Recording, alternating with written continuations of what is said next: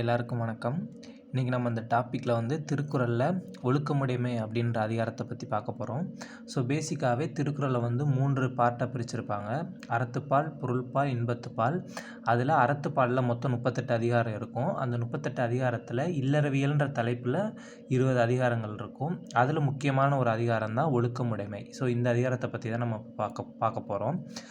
உடைமை அப்படின்னாலே பேசிக்காக வந்து நம்மளோட செல்வம் அப்படின்றத குறிக்கும். இங்கே வந்து ஒழுக்கம்ன்ற சொத்து நம்மகிட்ட இருக்கிறதுனால நம்மளுக்கு என்னெல்லாம் நற்பயன்கள் வந்து இருக்குது அப்படின்றத பற்றி பார்க்க போகிறோம். எல்லாருக்கும் வணக்கம். திருக்குறளில் உடைமைன்னு முடிகிற மாதிரி 10 அதிகாரங்கள் இருக்குது. அதில் ஒரு அதிகாரம் தான் ஒழுக்கமுடைமை.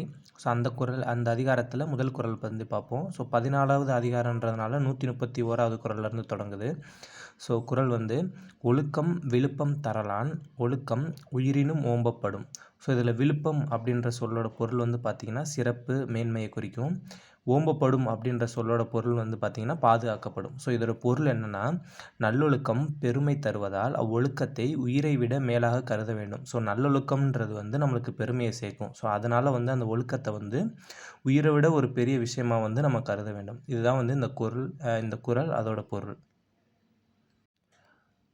திருக்குறளில் ஒழுக்கமுடைமை அதிகாரத்தில் 2வது குறள், பரிந்தோம்பி காக்க ஒழுக்கம் தெரிந்தோம்பி தேரினும் அஃதே துணை. இதில் ஓம்பினா ஃபஸ்ட் என்ன அர்த்தம்னா பாதுகாத்தல் பேணுதல் அப்படின்ற பொருளை தரும். பரிந்து ஓம்பினா நம்ம வந்து துணிந்து ஏற்கணும், அதை வந்து ஆராய்ந்து பார்க்கறது. அதே மாதிரி தேரினும் அப்படின்ற பொருள் அந்த சொல்லோட பொருள் வந்து தேடிப்பார்.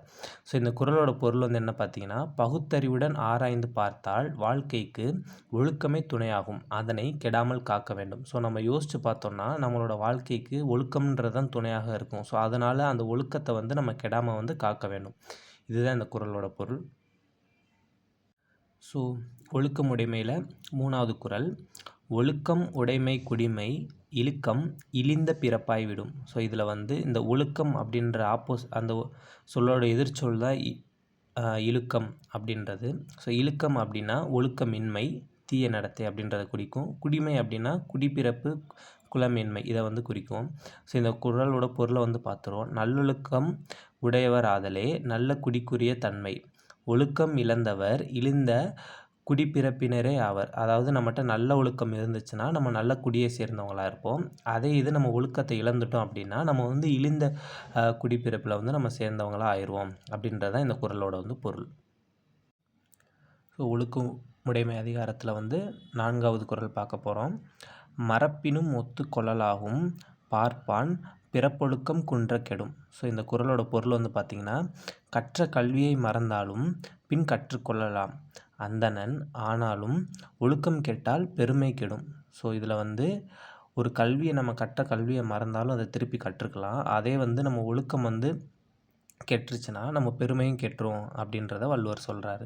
இதில் ஒத்துக்கொள்ளலாகும் அப்படின்றதோட பொருள் வந்து பார்த்திங்கன்னா கற்றுக்கொள்ளலாம். பார்ப்பான் அப்படின்றது மனிதனாகிய நம்மளை தான் குறிக்குதாங்க.